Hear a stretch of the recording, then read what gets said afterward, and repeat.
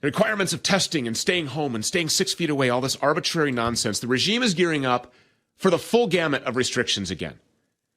Mask mandates, they're already rolling out, soon to be followed by draconian and homicidal lockdowns, and then, of course, inevitably, compulsory injections.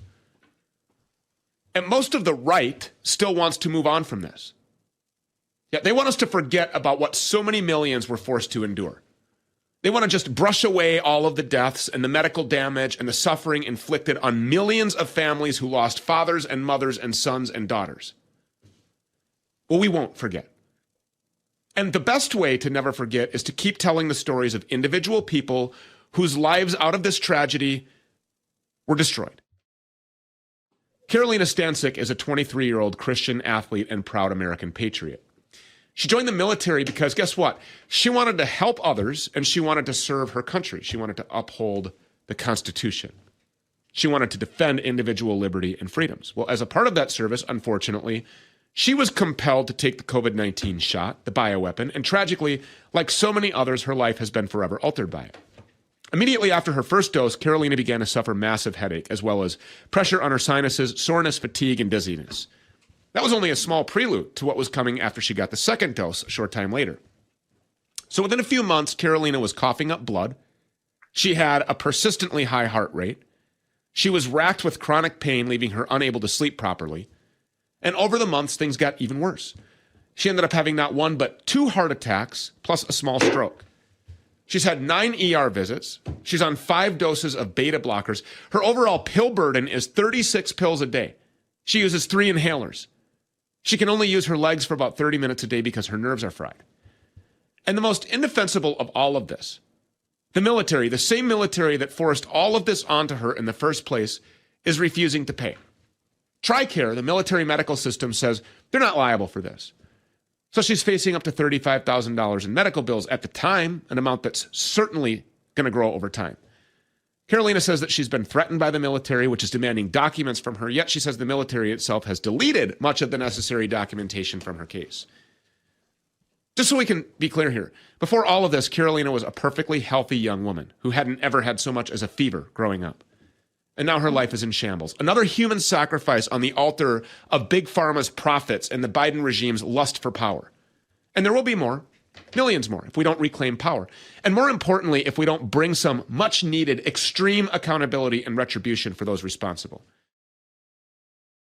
The compulsory vaccine has now been taken away from the military, right? So people that have enlisted after this or those who had, some sort of an exemption, they don't face this tyranny anymore.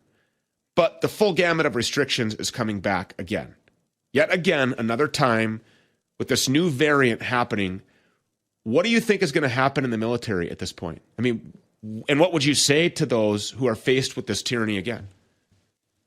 Just because, words are being matched with orders doesn't mean that behind the doors that it's legal. And so if people would wake up and watch the news around them, obviously watch your show, watch the different shows that I've been on, or like all these interviews, you're going to see that there's enough of us speaking out and exposing the truth. The truth is not within your command. I've been told whatever I am taught in my command or in my chain of command, that's all I need to know. And that's obviously not the truth. What else is the military hiding? I mean, what else is the DOD and the U.S. Army hiding? The military obviously has a lot to hide. There's money being involved. People care about rank and power and title.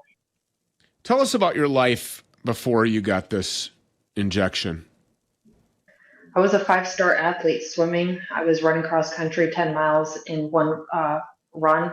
I was able to do pretty much anything: basketball, soccer, softball. 5 sports year round. I could do pretty much anything, and now I struggle to even sit here and talk without being out of breath. I struggle waking up because my heart rate will jump to 180. What are you going to tell service people who are inevitably going to be faced with this again as they purge the military and try to kill people? I would tell them, honestly, don't even go into the military.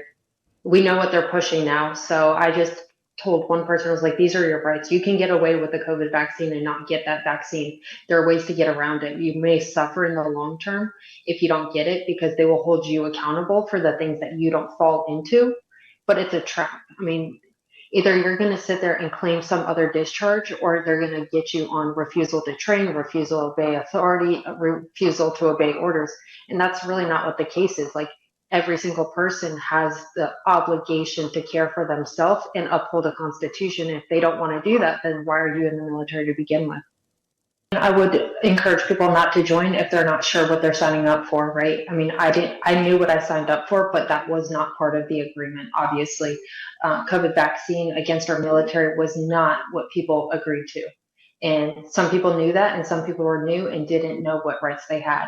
So with that being said, I mean, we have to stand up and expose the crap that's been going on.